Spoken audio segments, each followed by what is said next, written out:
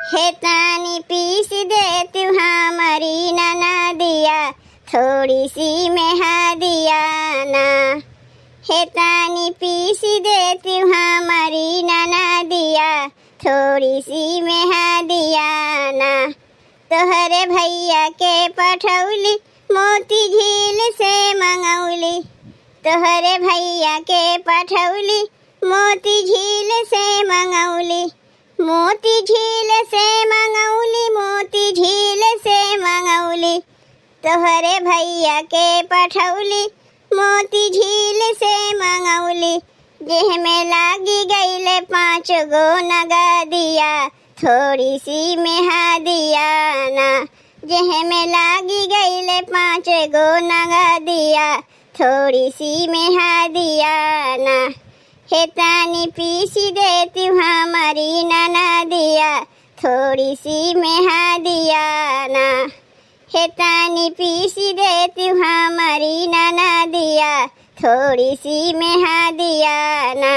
ननदी पीसा तनी महीन, तोहके साड़ी दे बकीन।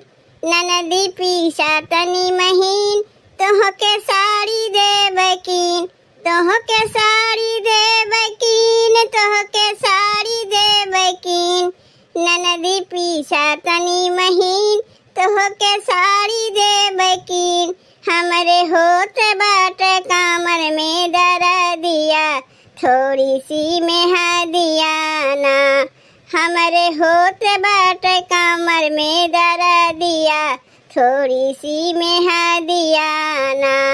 हे तानी पीस दे तू हमारी ननदिया, थोड़ी सी मेहदिया ना। हे तानी पीस दे तू हमारी ननदिया, थोड़ी सी मेहदिया ना। मेहंदी पीसी के ले आवा, कांटा कील से लगावा। मेहंदी पीसी के ले आवा, कांटा कील से लगावा, कांटा कील से लगावा, कांटा कील से लगावा।